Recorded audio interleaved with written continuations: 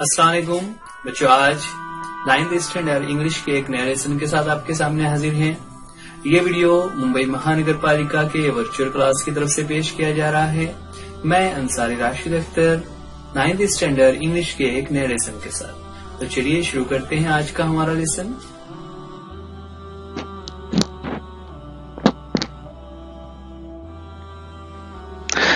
Ninth standard English के इस video में आज हम देखने जा रहे हैं एक नया चैप्टर यूनिट जिसका टाइटल है अ प्ले। चूंकि ये एक लेंथी चैप्टर है, उसमें एक से ज्यादा वीडियोस बनना है। ये इस चैप्टर का पार्ट 1। आज का हमारा टॉपिक 2.5 अ प्ले। हमेशा की तरह शुरुआत करेंगे वार्मिंग अप एक्टिविटीज से। वार्मिंग अप एक्टिविटीज जैसा कि इससे पहले भी आपको बताया गया, जिसमें चिट चैट सेक्शन होता है, जिसमें कुछ क्वेश्चंस दिए हुए होते हैं। ये क्वेश्चंस हमारे पर्सनल लाइफ के लिए बहुत अहम होते हैं, है ना। पर्सनल रिस्पॉन्स जो क्वेश्चंस हैं उसके मुतालिक बहुत अहम है। तो हमें यहाँ पर हम हमेशा ध्यान रखना है कि ये जो क्वेश्चंस हैं आपको उसकी प्रैक्टिस करना है, रिटन में भी और ओरल कम्युनिकेशन में भी। जी हाँ बच्चों, आपको बातचीत के दौरान इन सेंटेंसेस का, इन वर्ड्स का यूज करना है। किस तरह से है, यहाँ पर क्वेश्चंस हमारे सामने आ रहे होंगे। पहला क्वेश्चन है, do you like to watch plays. सबसे पहले यहाँ पर ये जो वर्ड यूज किया हुआ है प्लेज, प्लेज कहते हैं ड्रामा को। अब ड्रामा आपने अपने स्कूल में देखा होगा कि जब हमारे यहाँ पर एनुअल फंक्शन हो रहे होते हैं तो उसमें ड्रामा भी शामिल होता है ना। इसके अलावा कुछ ऐसे कंपटीशन भी होते हैं जहां पर ड्रामास को भी इंक्लूड किया हुआ होता है, तो ड्रामा कॉम्पिटिशन्स होते हैं।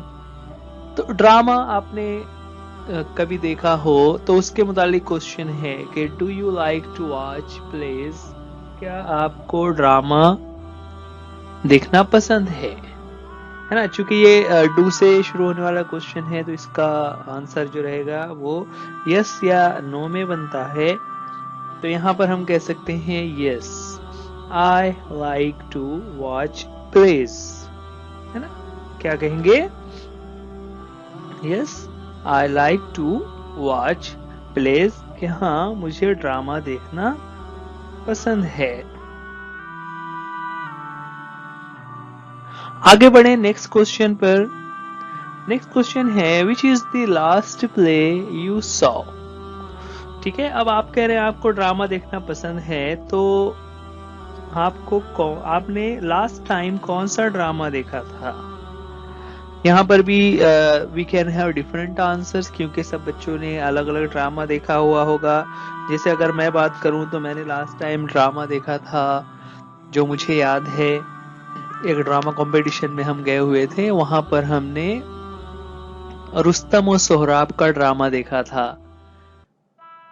है ना, मुझे याद है। तो यहाँ पर इसका आंसर किस तरह बनेगा, तो आंसर इस तरह बनेगा कि last time I saw Rustam और सोहराब प्ले। ठीक है, आप जो भी प्ले देख रहे हैं उसका आंसर किस तरह बनेगा, last time I saw Juliet Caesar, last time I saw the play a passage to India. इस तरह आपने जो भी प्ले देखा हुआ हो, बहुत सारे प्लेज होते हैं, कुछ हिस्टोरिकल प्लेज हैं, कुछ करंट अफेयर्स पर टेम्पररी प्लेज होते हैं ना। तो अलग अलग टाइप के प्लेज होते हैं। आंसर बनता है लास्ट टाइम आई सॉ, और फिर प्ले का जो टाइटल था वो हम बता देंगे। आगे बढ़ेंगे, नेक्स्ट है, do you watch TV serials, और उसके आगे है which ones. Do you watch TV serials, क्या आप टीवी सीरियल्स देखते हैं। विच वंस, कौन कौन से सीरियल्स आप देखते हैं।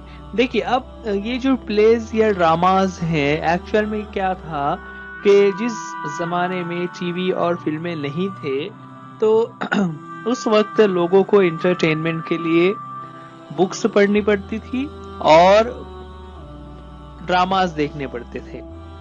तो ड्रामास, अब ये जो प्लेज या ड्रामास हैं ये चेंज होकर हमारे सामने टीवी और फिल्म की शक्ल में आ गए हैं। तो हम यूं कह सकते हैं कि जो भी टीवी सीरियल्स हम देख रहे होते हैं वो एक किस्म का ड्रामा ही चल रहा होता है, एक किस्म का प्ले होता है। बस उसे हम लोग स्टेज की बजाय हम अपने टीवी स्क्रीन पर देख रहे होते हैं, जहां पर कैरेक्टर्स जो है वो कैमरे के सामने अपनी एक्टिंग कर रहे होते हैं, राइट। तो यहाँ पर क्वेश्चन है कि do you watch TV serials? तो उसका आंसर क्या हो जाएगा? Yes, I watch TV serials.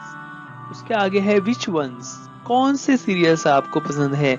अब इसका आंसर अलग अलग हो सकता है। कोई कहेगा कि I like to watch family dramas, I like comedy dramas, comedy serials.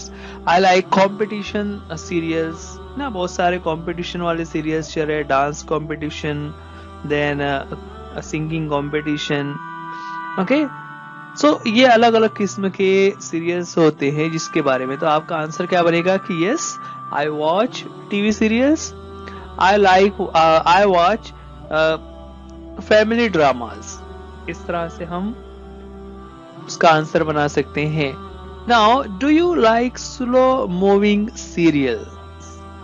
Do you like slow moving serials? Slow moving serials क्या होते हैं कि उसमें एक एक चीज को डिटेल में बताया जाता है, जिसकी वजह से स्टोरी थोड़ा स्लो लगती है। और आमतौर से जो स्लो मूविंग ड्रामाज होते हैं, स्लो मूविंग सीरियल्स होते हैं, वो हमें पसंद नहीं आते। तो यहाँ पर आंसर हो सकता है कि no, I don't like slow moving serials.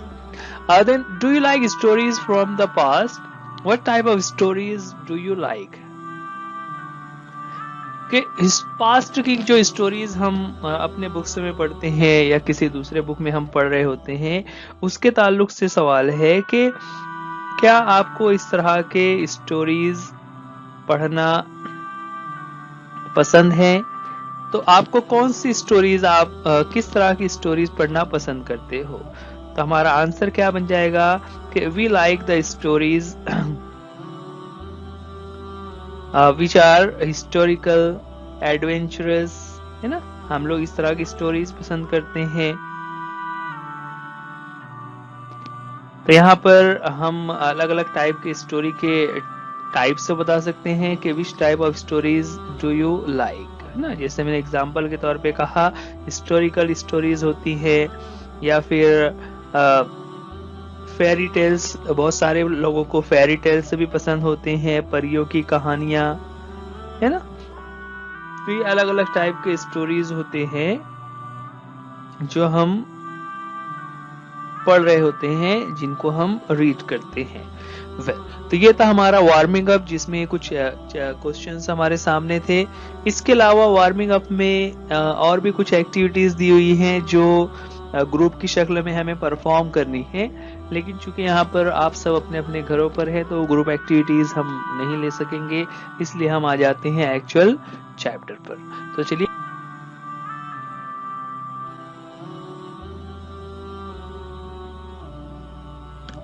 जी हाँ बच्चों, आज का हमारा टॉपिक जिसका टाइटल है अ play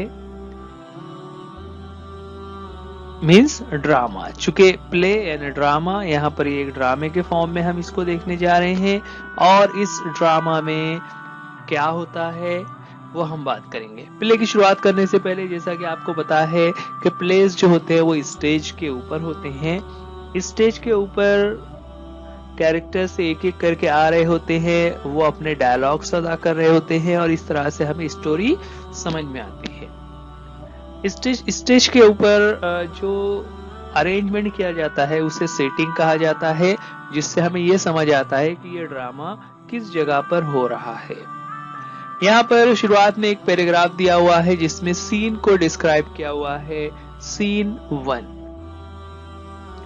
a king's court, the court awaits the arrival of the king. Two guards are standing front right of the stage. Right? क्या बता रहे हैं अ किंग्स कोर्ट, कि राजा का कोर्ट है, मतलब दरबार लगा हुआ है। The court awaits the arrival of the king, और सब लोग राजा की आमद का इंतजार कर रहे हैं, यानी राजा आने वाले हैं, सब लोग उनके इंतजार में वहां पर बैठे हुए हैं। और स्टेज के ऊपर और क्या नजर आ रहा है, तो वो बता रहे हैं कि स्टेज के ऊपर 2 गार्ड्स खड़े हुए हैं ना, there are 2 guards standing front right of the stage ना, स्टेज के राइट साइड में 2 गार्ड्स खड़े हुए हैं। वेल, अब ये जो सिचुएशन पूरी बता दी गई है, उसके मुताबिक स्टेज के ऊपर सीन क्या है वो बता दिया गया कि राजा की आमद। शुरुआत करते हैं, कैरेक्टर्स हमारे सामने आ रहे होंगे, ये हमारे सामने 2 गार्ड्स आ गए। अब दोनों आपस में बात कर रहे हैं। उसमें फर्स्ट वाला जो गार्ड है वो क्या कहता है, first guard to the second guard, be alert, the king is about to arrive ना।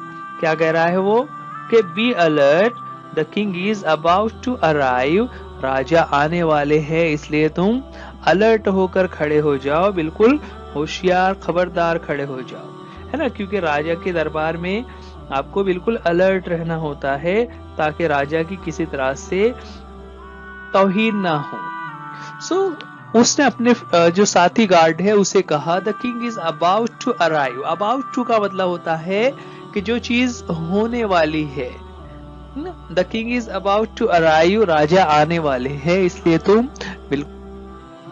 उस पर जो सेकंड गार्ड है वो कहता है, who wants to be alert, life seems like one long sleep in this land, I am at ease all day though I am a guard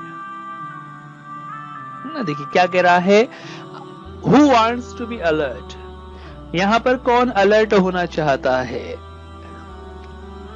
यानी alert होने की कोई जरूरत नहीं है, उसका कहने का मतलब। Life seems like one long sleep in this land, जिंदगी तो ऐसा हो गया है जैसे एक लंबी नींद में सोए हुए हैं।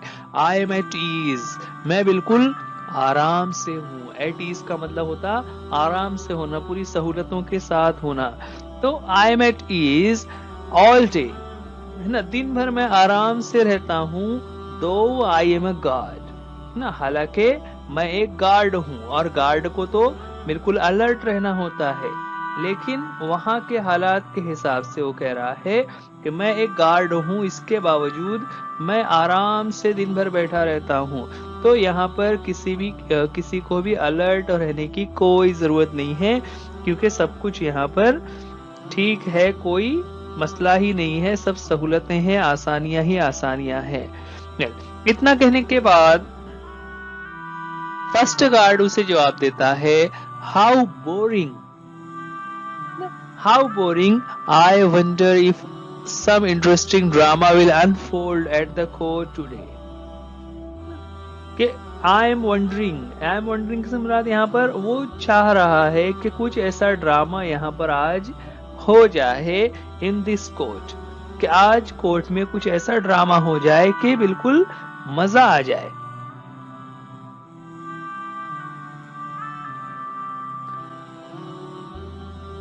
Unfold at the court, unfold का मतलब होता है will happen. So I wonder if some interesting drama will unfold at the court today, I would enliven the atmosphere, के उस माहौल में enliven हो जाना। enliven का मतलब होता कि एक जिंदगी दोबारा लौट जाएगी, है ना, ऐसा लगेगा कि हम लोग बिल्कुल बोर हो गए थे तो हमारी जिंदगी में जान पड़ जाएगी, है ना। enliven का मतलब क्या होता है, जिंदगी में जान आ जाना, क्योंकि अभी तक जो लाइफ है उनकी, दोनों गार्ड्स जो है वो बोर हो रहे होते हैं, उनके पास कोई काम नहीं होता, ना उन्हें किसी चीज का कोई खतरा है, ना कोई उनके सामने मसला है। Second guard, I would be equally happy if there was none, है ना, अगर कुछ नहीं भी होता है तो भी मुझे कोई परवाह नहीं है। Enter the disciple looking around, हाँ, जब वो दोनों आपस में बात कर रहे हैं तभी वहां पर एक डिसिपल हाजिर होता है, जो जैसे हमारे सामने ये शख्स आया हुआ है। Enter the disciple looking around, वो आसपास देखते हुए एक शख्स महल में दाखिल होता है। अच्छा, ये जो वर्ड यूज किया हुआ है डिसिपल, डिसिपल का मीनिंग होता है फॉलोअर। फॉलोअर का मतलब क्या होता है, जिसे हम आसान अल्फाज में कह सकते हैं चेला।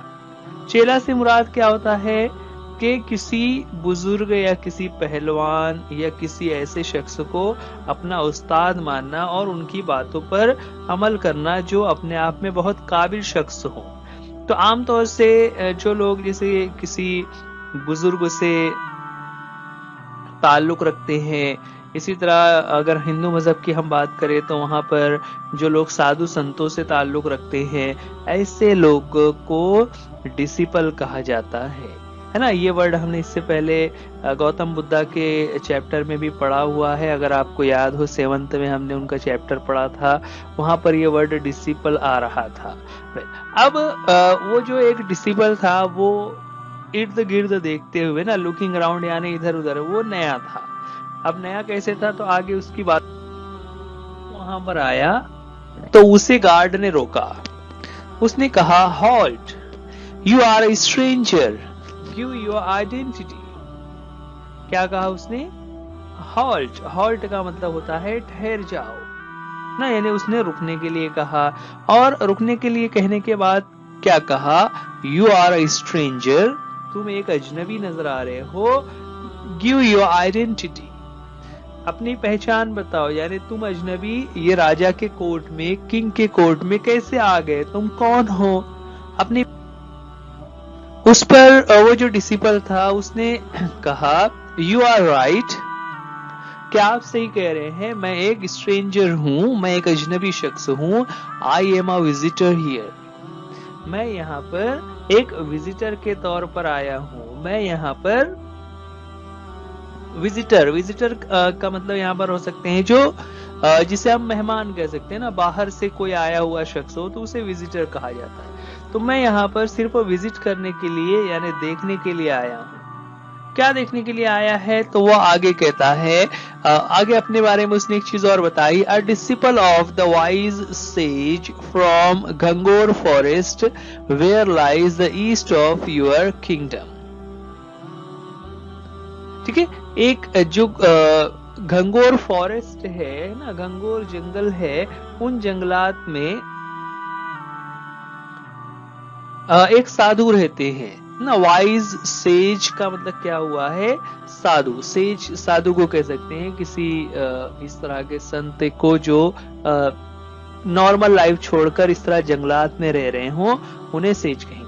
सो वो उसने कहा कि वो जो साधु हैं जो कि बहुत वाइज हैं, वाइज कहा जाता है समझदार को, बहुत ही ज़हीन दानिश्वर को, जिनको जिंदगी के बारे में चीजें पता है, कि वो मैं उनका डिसिपल हूं, मैं उनका फॉलोअर हूं और मैं यहाँ पर देखने के लिए आया। अच्छा, वो कहाँ पर रहते हैं, तो वो जंगलों में रहते हैं जो इस किंगडम के ईस्ट में है।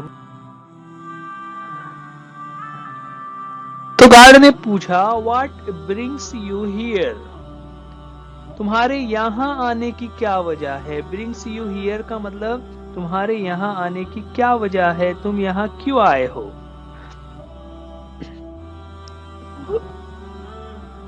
उस पर वो डिसिपल कहता है, I have heard amazing stories about this kingdom,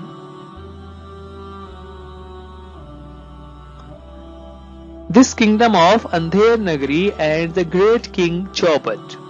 I am especially impressed by the fact that everything in the market is sold at the same price, no complications. हाँ, देखिए अब यहाँ पर उस डिसिपल ने कुछ बातें बताई। और देखिए बच्चों, ड्रामा में यही होता है कि जो कैरेक्टर्स हमारे सामने आ रहे होते हैं उनके डायलॉग्स की मदद से हमें पूरी स्टोरी समझ में आ जाती है। अब यहाँ पर ये जो डिसिपल है उसने जब ये तमाम बातें जो आगे हम उसको समझने जा रहे हैं, उसकी बातों को पढ़ने के बाद, उसके डायलॉग्स को देखने के बाद हमें ये अंदाज होता है कि एक्चुअल में वो किंग और किंग कौन है और ये सारा किस एरिया में हो रहा है।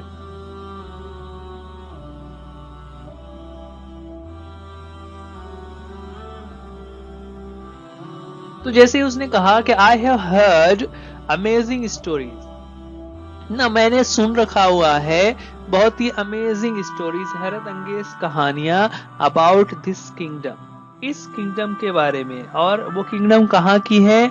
अंधेर नगरी ना। अंधेर नगरी, आपने ये वर्ड उर्दू में सुना हुआ होगा। अंधेर नगरी कब कहते हैं?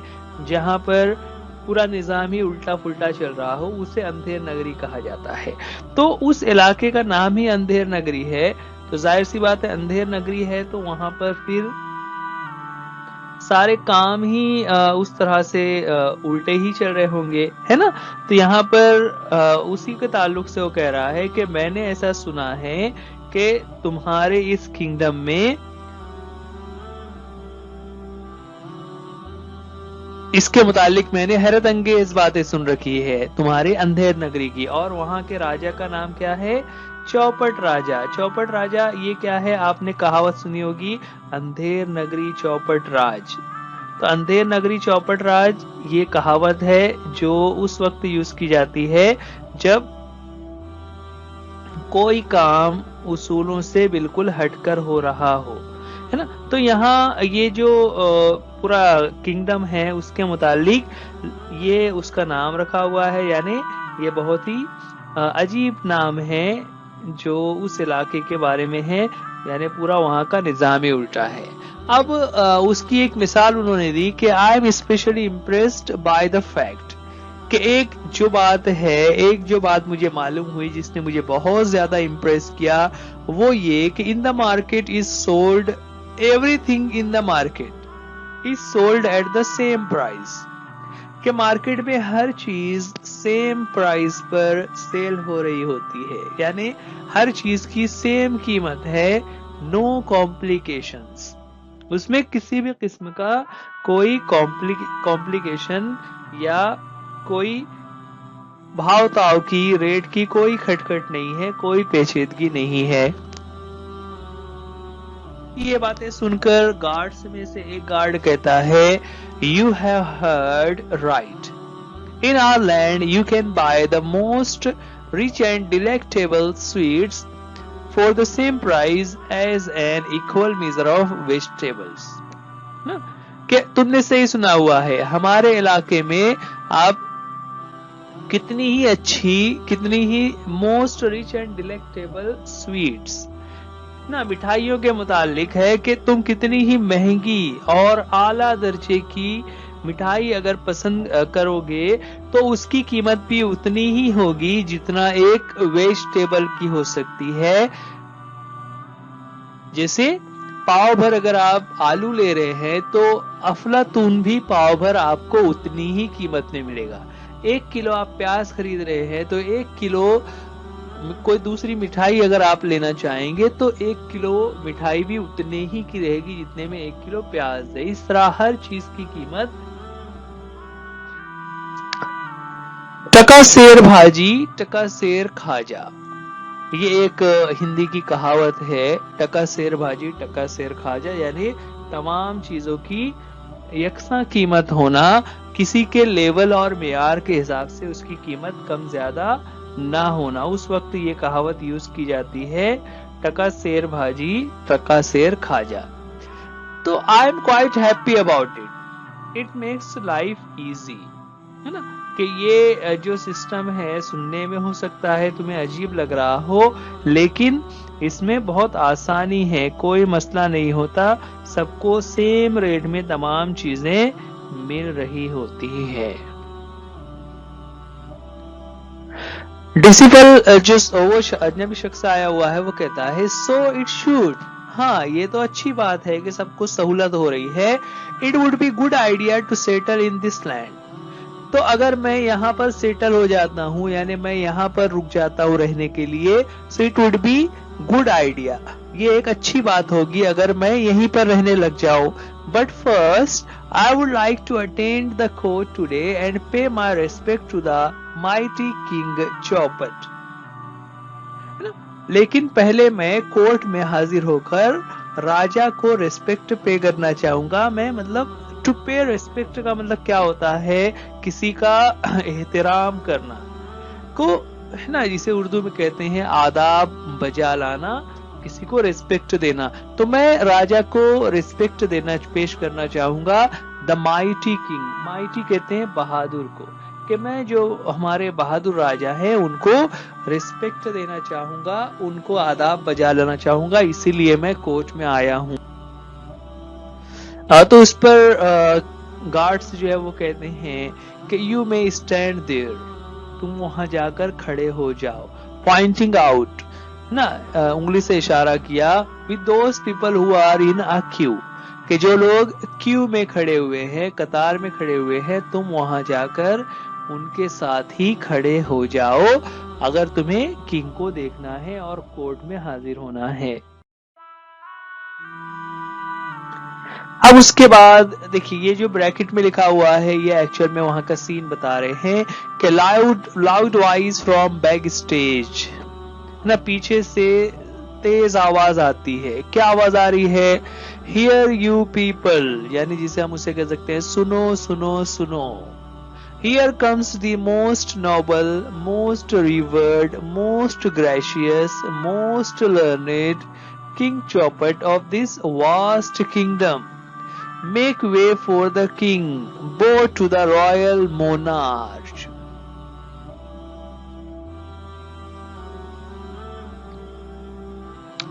क्या कहा पीछे वाली आवाज थी? तो ये आपने देखा होगा टीवी सीरियल्स में या स्टेज में जब किंग आ रहे होते हैं तो इस तरीके से ऐलान होता है, खबरदार, होशियार, सेनापति महाराज तशरीफ ला रहे हैं, राइट। तो इस तरह से यहाँ पर इंग्लिश में उन्होंने यहाँ पर उसका डिस्क्रिप्शन दिया हुआ है कि किस तरह से उन्होंने राजा के लिए अलग अलग एडजेक्टिव्स यूज किए, noble, revered, gracious, learned king, और फिर कहा कि make way for the king, राजा के लिए रास्ता छोड़ो, bow to the royal monarch, राजा के लिए, राजा के सामने अदब से झुक जाओ, है ना। बो का मतलब होता है आदाब बजा लाओ, झुक जाओ। अब इतना हुआ, king Chaupat arrives to the fanfare of bugles and drums and take his place on the throne. कि राजा जो चौपट है, किंग चौपट, वो अपने फैन फेयर के साथ arise to the fanfare of bugles ना, ढोल ताशों के साथ वो दाखिल होते हैं, यानी स्टेज पर आते हैं और आकर अपनी कुर्सी पर वो बैठ जाते हैं। टेक थ्रोन, राजा आकर कुर्सी पर बैठ जाते हैं। अब आने के बाद वो कहते हैं लेट द कोर्ट बिगिन, आज का दरबार शुरू किया जाए। ठीक है, तो इस तरह से ये ड्रामा शुरू हो रहा है, जो है अंधेर नगरी, इस किंगडम में जिसके राजा का नाम है चौपट, है ना। एक्चुअल में ये हिंदी की कहावत है, अंधेर नगरी चौपट राज, उसी को लेकर एक फनी प्ले हमारे सामने पेश किया जा रहा है। अब दरबार में, राजा के कोर्ट में किस तरह से क्या वाकया होता है, चलिए देखते हैं एक एक करके। So let the court begin ना, किंग। अच्छा बच्चों, एक चीज और बताते चले, यहाँ पर ये जो डायलॉग्स हमारे सामने आ रहे हैं, उन डायलॉग्स के साथ ये जो किंग वर्ड के बाद दो नुक्ते लगे हुए हैं, इन्हें कोलन कहा जाता है। और आपको पता ही है कि ड्रामा में इस तरह से जो सिंबल यूज किया जाता है, उसका मतलब ये हो रहा है कि अब उसके आगे का डायलॉग जो है वो शख्स अदा कर रहा है। तो king says let the court begin ना, राजा ने कहा कि चलो दरबार की शुरुआत करते हैं। दरबार शुरू होता है तो वहां पर एक गार्ड जो है वो आवाज लगाता है, जो मैसेंजर है ना, मतलब वो उसके पास लोगों ने अपना लिस्ट दी हुई है कि लोगों को क्या क्या प्रॉब्लम है। तो वो ऐलान करता है द फर्स्ट कंप्लेनेंट, कि पहला शख्स जिसकी शिकायत थी वो राजा के दरबार में हाजिर हो।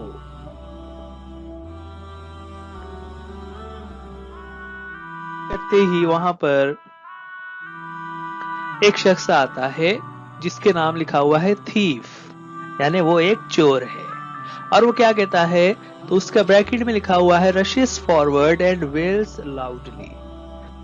दौड़ते हुए, रशेस ना दौड़ते हुए आगे आता है, एंड वेल्स लाउडली, वेल्स कहते हैं अपने गम का इजहार करना, जिसे हम रोना कह सकते हैं, चीखना चिल्लाना जिसे कह सकते हैं, जो किसी गम की वजह से, किसी परेशानी की वजह से हो रहा हो।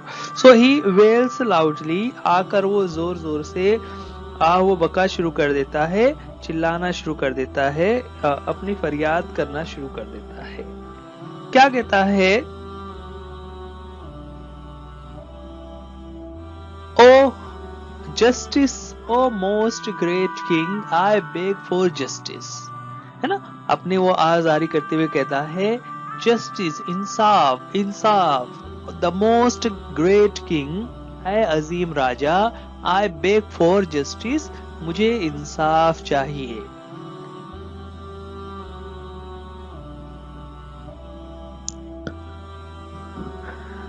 उस पर किंग पूछते हैं व्हाट इज योर कंप्लेंट, तुम्हें किस बात की कंप्लेन है, यानी तुम्हें किस चीज की शिकायत है जो तुम इंसाफ मांग रहे हो।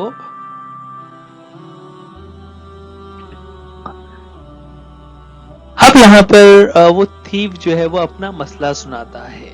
वो क्या कहता है, in this great land of Andher Nagari, my friend and I have been truly hard working honest thieves.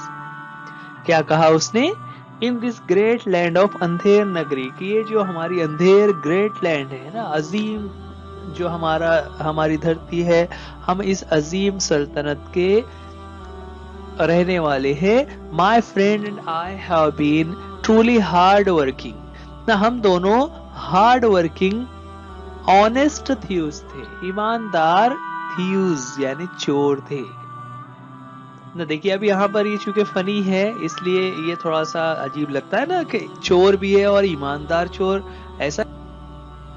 आगे वो कहता है all these years we have been true to our profession and what is our reward, ना क्या कहा उसने, all these years, इन तमाम सालों में, यानी जब से हम चोरी का काम कर रहे हैं, we have been true to our profession, हम अपने पेशे में पूरी ईमानदारी से काम कर रहे हैं, and what is our reward, और हमें बदले में क्या मिला, हमें इनाम में क्या मिला।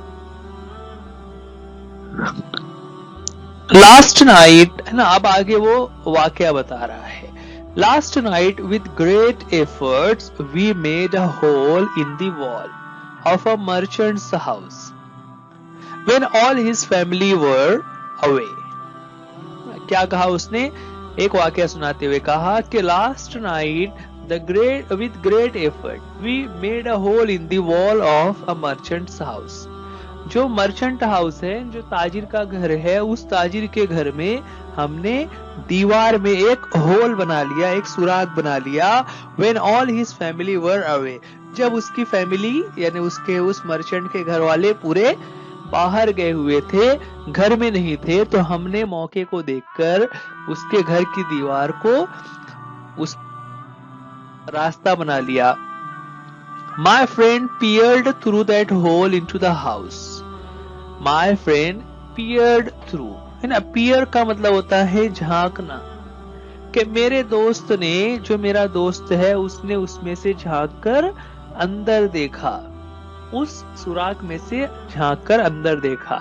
जब वो देख रहा था, when suddenly the wall collapsed, जब वो देख रहा था उसी वक्त वो दीवार जो है कोलैप्स्ड हो गई। कोलैप्स यानी गिर गई। वेल्स लाउडर, और फिर से वो आहवजारी करते हुए वो कह रहा, and my friend was instantly killed, I lost my only friend and partner. ना वो जो दीवार इंस्टेंटली गिर गई थी, कोलैप्स हो गई थी, तो उसमें मेरा फ्रेंड जो था, he was instantly killed, वो जगह पर ही मर गया, यानी किल्ड हो गया, वो उस दीवार में दबकर मर गया। I have lost my only friend and partner, कि मेरा ये जो दोस्त था वो अब मेरे साथ नहीं है। लॉस्ट, लॉस्ट का मतलब उसका अब इंतकाल हो गया है, वो मर गया है। वो मेरा इकलौता दोस्त था और मेरा पार्टनर था। अब उसकी ये बातें सुनकर वो आगे और अपनी बात को कंटिन्यू रखते हुए कहता है, O king, it's merchant's fault for living in a house with such weak walls. कि ए राजा, इट्स मर्चेंट्स फॉल्ट, ये राजा की गलती है ना, क्योंकि उसका ही घर था, उसकी दीवार टूटी। तो living in a house with such weak walls, इतनी कमजोर दीवार वाले घर में वो रहता है। अगर दीवार कमजोर नहीं होती तो मेरा दोस्त नहीं मरता। तो ये सब उस मर्चेंट का फॉल्ट है, मेरा फ्रेंड मरा हुआ है। उस पर किंग जो है वो ऑर्डर देता है, fetch the merchant at once, fetch the merchant at once, a life for life, the merchant must be hanged. है ना, राजा ने क्या कहा, फेच द मर्चेंट, उस मर्चेंट को लेकर आओ, एट वंस यानी फौरन, अभी, यानी मर्चेंट को अभी हाजिर करो। अ लाइफ फॉर लाइफ, जान के बदले जान, यानी तुम्हारी, चूंकि एक शख्स की जान गई है, उसके बदले में उसकी भी जान ली जाएगी, जिसकी वजह से ये हुआ है। The merchant must be hanged, उस मर्चेंट को हैंग होना होगा, यानी उसे फांसी पर चढ़ा दिया। The merchant must be hanged. Third guard leaves and returns with the merchant who Bhoj before the king. और उसी दौरान जब राजा ये ऐलान करता है तो उसका गार्ड जो है वो, जो पहरेदार है, वो जाता है और मर्चेंट को लेकर दरबार में हाजिर होता है। बच्चों, चूंकि ये एक बड़ी स्टोरी है और वीडियो ऑलरेडी आधे घंटे से ज्यादा हो रहा है, इसलिए हम लोग इस स्टोरी को यहीं पर रोकते हैं। आगे की स्टोरी हम पार्ट 2 में देखेंगे। ये था हमारा चैप्टर 2.5 अ प्ले। ये वीडियो आप PMC EJO उर्दू स्टैंडर्ड 9 इस चैनल पर देख रहे हैं। आप इस वीडियो को लाइक कीजिए, चैनल को सब्सक्राइब कीजिए, वीडियो को अपने दोस्तों में शेयर कीजिए, और अगर आपको कोई बात डिफिकल्टीज आ रही हो तो आप हमें कमेंट्स में भी पूछ सकते हैं। इस वीडियो का सेकंड पार्ट जल्दी ही आपके सामने आ रहा होगा, जहां पर आपको आगे की स्टोरी मिल जाएगी। सो डियर स्टूडेंट्स, आज के लिए इस वीडियो में इतना ही। वीडियो देखने के लिए थैंक यू। अल्लाह हाफिज, गुड बाय।